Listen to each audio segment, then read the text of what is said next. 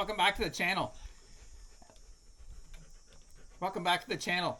When I was out driving around the other day, I saw there was some fireweed growing on the side of the road, and I didn't even know that it grew around here. And I've always liked fireweed jelly, so we're going to make some of that today.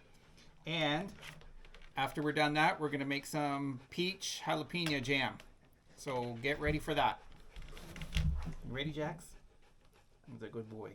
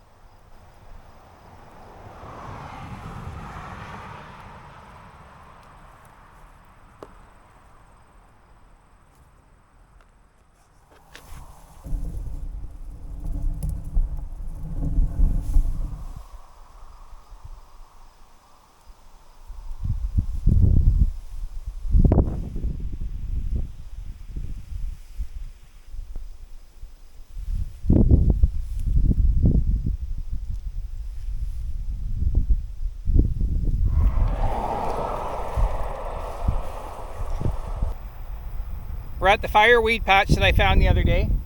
There's lots here.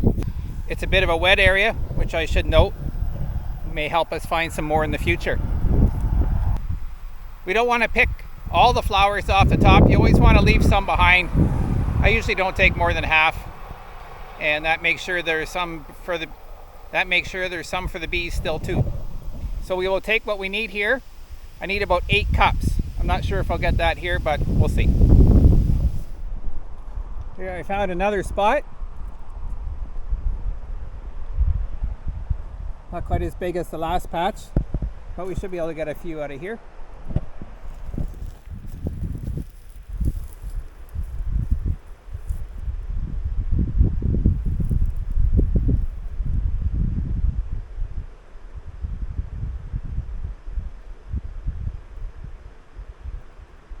Well, we got a few more here, but like I said, the patch is a bit smaller, so we didn't get a whole lot more. But I think we're doing pretty good. We probably got enough there to do one batch, a small batch. We got about 10 miles to go home yet, so I'm sure we might see some more along the way.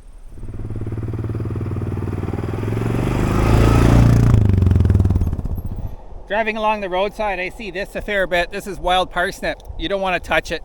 You don't want to get anywhere near it. The sap inside will give you a very bad blister. It's in the same family as cow parsnip and hogweed, which does a lot more damage, but it's best to leave this guy alone.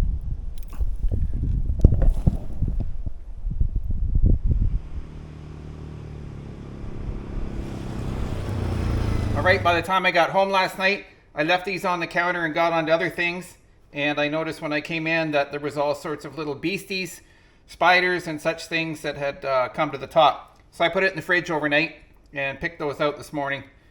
Nothing spectacular, but probably something you don't want in your jelly either. So we're going to get these rinsed up, and then we'll go from there.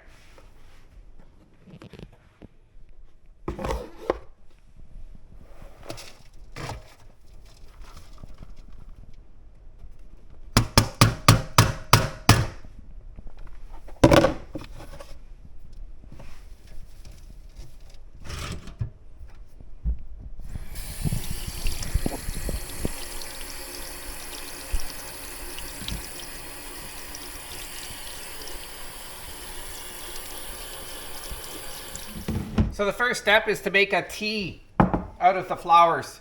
And for that, we're supposed to have 8 cups. I know we don't have 8 cups, so we'll see what we have, and then we'll adjust the recipe based on that.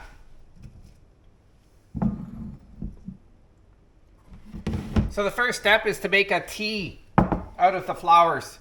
And for that, we're supposed to have 8 cups. I know we don't have 8 cups, so we'll see what we have, and then we'll adjust the recipe based on that.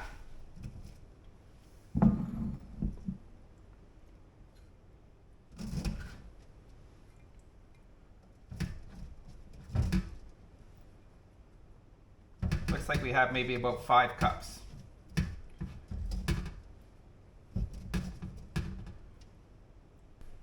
Well, maybe 4.5 cups.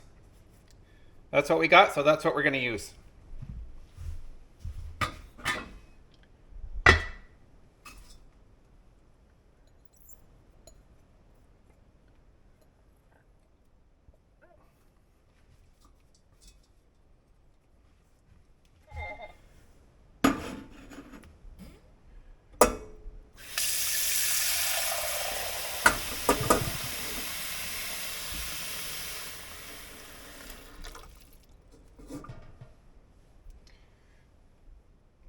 The recipe calls for 4 cups, 3.5 to 4 cups of water if you're using 8 cups. So we'll just see how it goes here. They say to cut just below the line. Well, we used 4 cups anyway. What we need to end up with is about 3 cups of the tea. So we'll get boiling this and let her boil down a bit.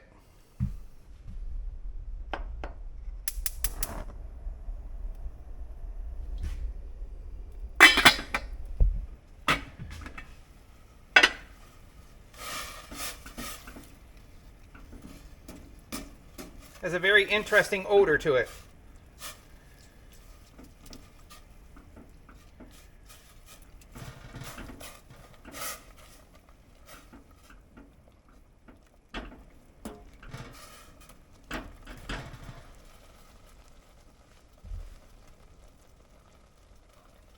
All right, turn the heat down a bit. We'll just let that simmer down for a little bit. All right, we're going to turn it off and just let it sit for a bit, and then we'll strain it.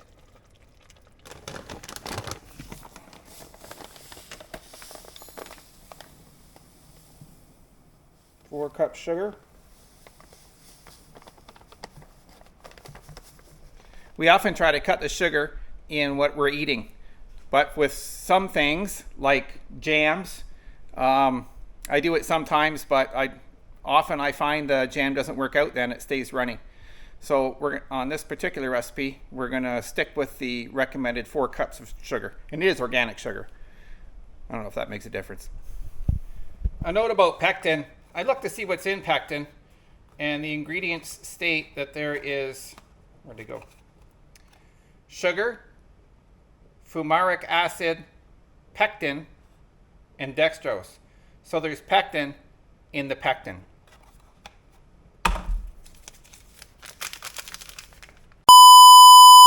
The chemical compound pectin is made up of C6H10O7, all important elements in a healthy lifestyle. So it's been about 20 minutes, and we're going to take this off and strain it.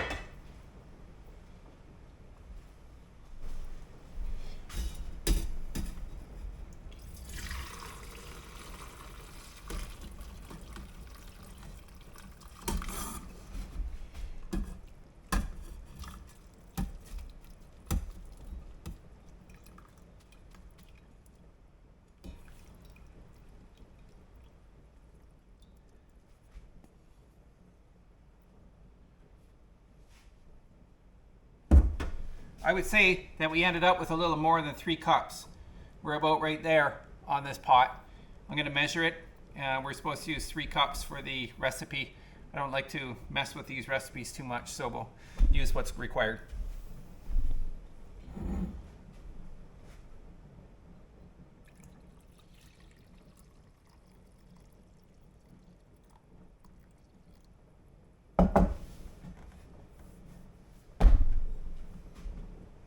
Well, there's about maybe a cup more.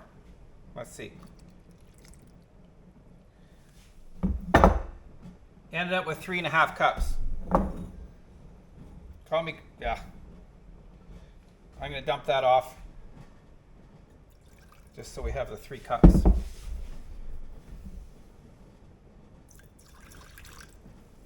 Okay, there's 3 cups right on. I'll make a nice cup of tea later with that.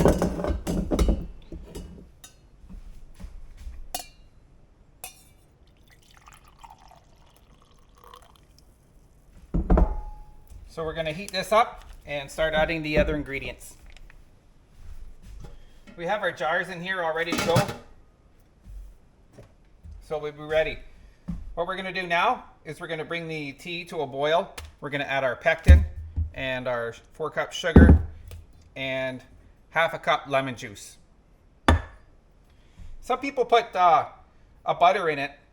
This particular recipe doesn't call for it, but a lot of other recipes do. I'm a little not too keen on putting butter in it. It's probably used as an anti-foaming agent, but I don't like the fact that there's butter in it because butter can go rancid. So we'll leave that out. I don't imagine this this jelly is going to be sticking around long, but regardless, I don't want to have butter in it. All right, our tea is boiling. So we're going to add in the pectin.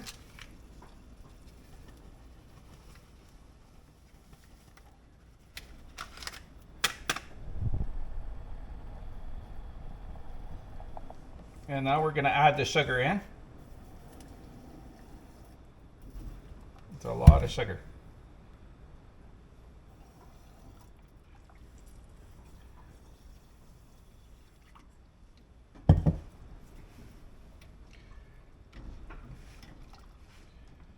And then we're going to add the lemon juice. The lemon juice is supposed to bring the color back, obviously with also adding some acidity. That's 1/2 cup.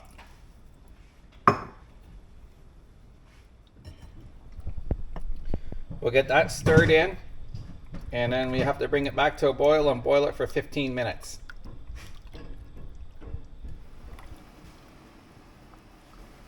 You can see we're boiling here now, and there is foam coming up there. I'm going to reduce that down just a little bit, but I am going to stir it frequently because that amount of sugar that's in there be prone to burning.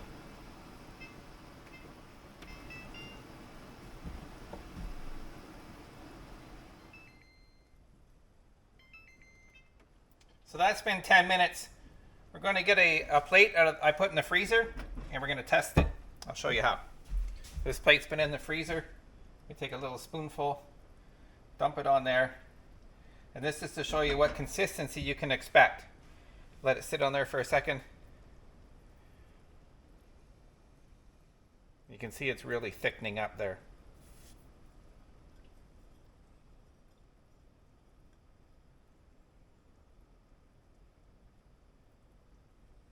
I think I'd like it a little bit thicker than that.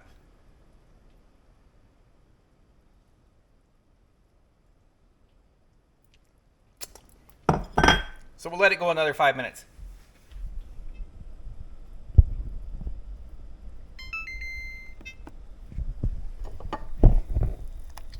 So that's been 15 minutes. We'll get the plate back out of the freezer and try it again.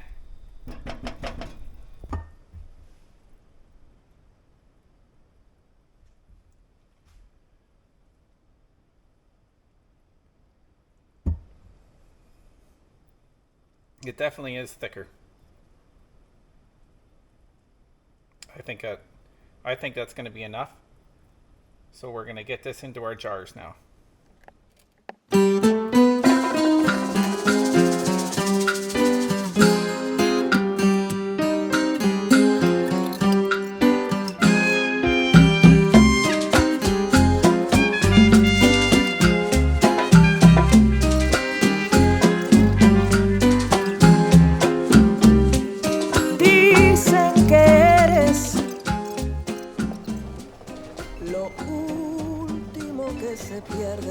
Alright, that's been 10 minutes.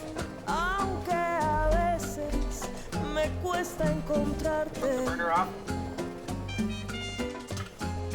Eres la sensación de fe que las cosas van a salir bien.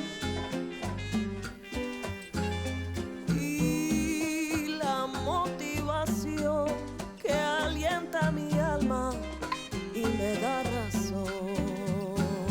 There we go. So we'll leave that sit for about 48 hours. Sometimes it takes quite a while for the jam to set up, so it's more like a jelly. So it's like a jelly consistency. All right, for our second batch of jam today, we're gonna do a peach jalapeno. We got these nice jalapenos that we grew, and I got a bunch of these peaches that I got from a local market. The fruit flies are starting to move in, so it's time to move in on them. The recipe does call for using lemon juice. I don't have any lemon juice right now, so we can sub out some citric acid for it. And other than that, and sugar and some pectin, that's it. So let's get started. The first thing we're gonna do is put on some gloves. When you're dealing with hot peppers, as most people know, as soon as you touch a hot pepper, your eye will start to itch. You don't want to do that, but if you do have to itch your eye, you can whip your glove off anyway and scratch your eye without setting your face on fire. So we'll start with the peaches and get them peeled up. The recipe calls for about 5 cups. This is a 4-cup measuring cup, so we're gonna fill it up till it's heaping.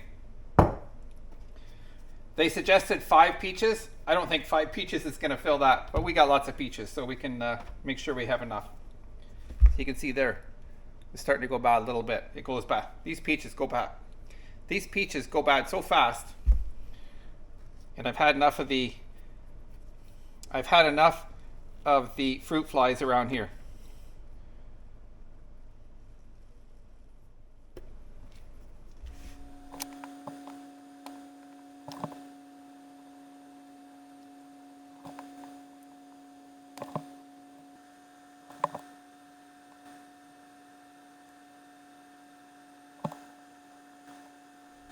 There you go. We got about 5 cups of peaches there. It definitely wasn't 5 peaches. It was more like 10 or 12 peaches. You want to go back and look and you can count. But we're going to get that into the food processor, and then we'll blend it up, and then we'll get it into the pot.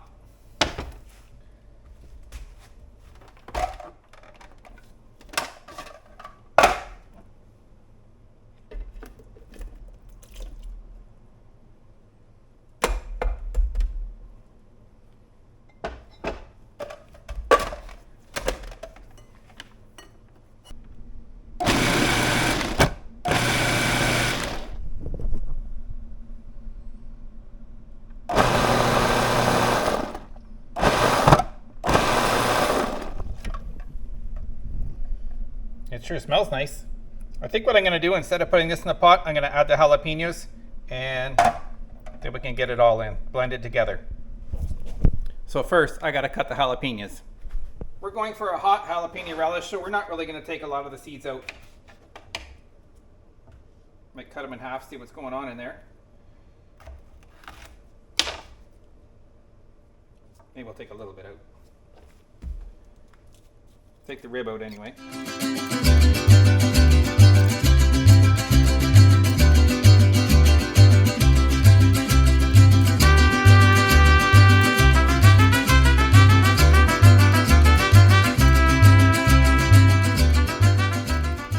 Just to make sure we're getting the heat we want, I still have a little bit of ghost peppers here left. Probably a lifetime supply and then some. And we'll put a little dash of that in there.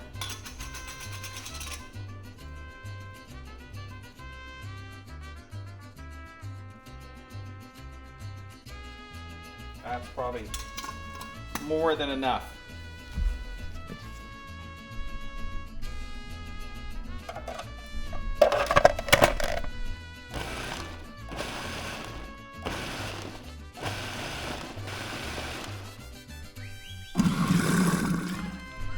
I think we're good. So we're gonna get her into the pot and add some citric acid and some pectin. This recipe calls for 5 cups of sugar. I know I go back and forth on this a bit, but I'm going to put 4 cups in just to cut the sugar a bit. That's 3. That's probably 4 there. 4 cups.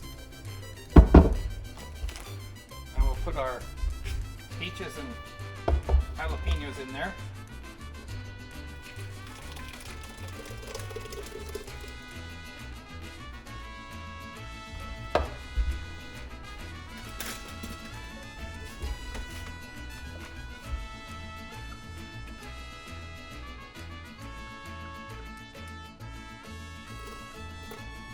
We're going to add our pectin at this point. If I can get the box open.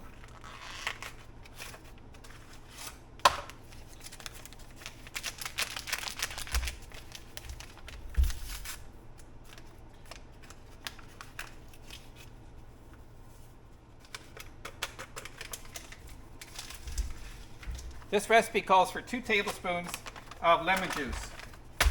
So that equals half a teaspoon of citric acid, and that's what we're going to use.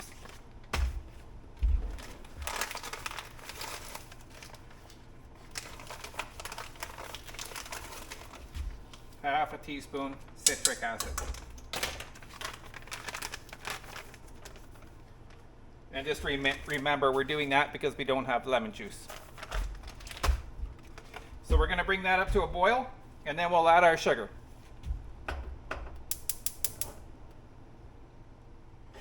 In the meantime, we'll get our jars into the canner. Get some heat on there. Keep stirring it as it's heating up. We don't want anything to burn. It's starting to boil. So I'm going to set the timer for 5 minutes.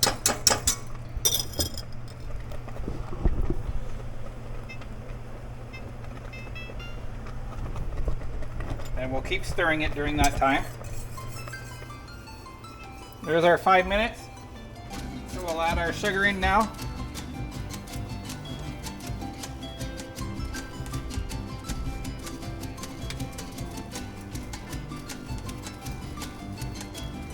Get it all stirred up there, and then we're gonna cook it for another 10 minutes.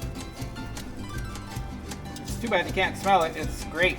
It's, believe it or not, it smells like peaches and jalapeno, and I can actually smell the ghost peppers in there too. That's how powerful they are. All right, we're at a boil.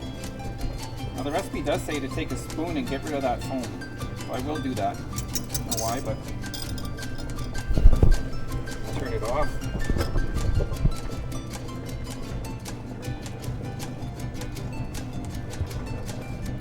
Okay. You can hear my jars are ready.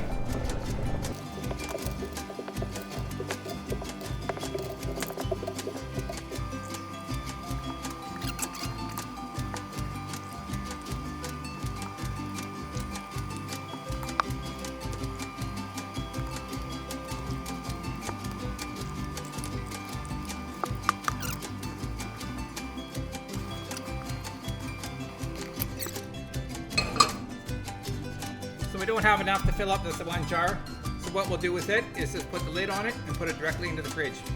We can use it as my wife won't be eating this. Mrs. Homesteader does not like hot food. I can eat it as I choose.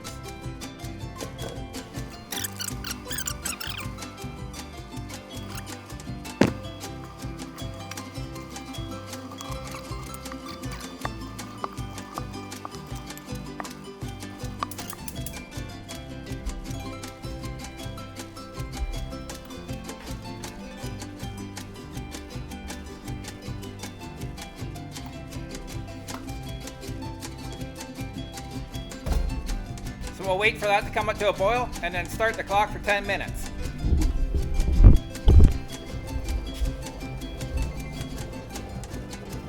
Ten minutes is up. Let's see what we got.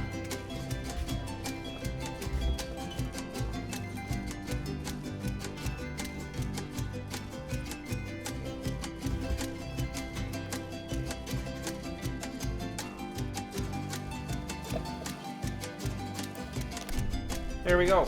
6 jars of peach jalapeno and 6 jars of fireweed. I don't know how long it'll last. I'm sure the hot stuff will last a lot longer just because it's can't eat as much. All right, it's taste test time. We're going to start with the fireweed jelly. Good seal. It seems jelly-like consistent. It's not pouring out there. Some nice whole wheat toast here.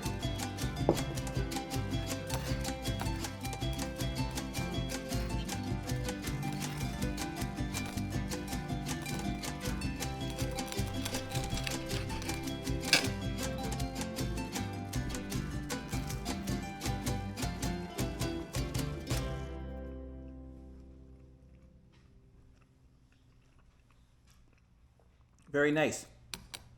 Has nice floral hints to it. And of course it's a bit sweet, but that's pretty nice. Look, we have a little visitor here.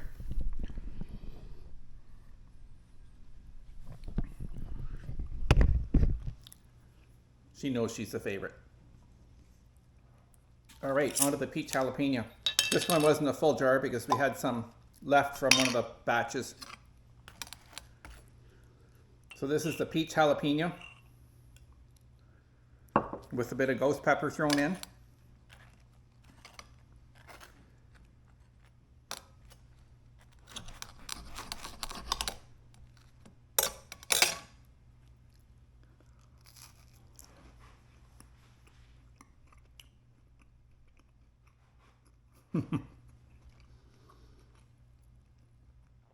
That definitely has some heat to it. That might be nice on venison or something if you're going to do a venison roast. You can taste the sweetness, but the heat is definitely there. I think if you ate a lot of it, you'd be sweating a little bit. So I think they both turned out pretty good. So I encourage you to find some fireweed and make up some peach jalapeno jam. Have a good one.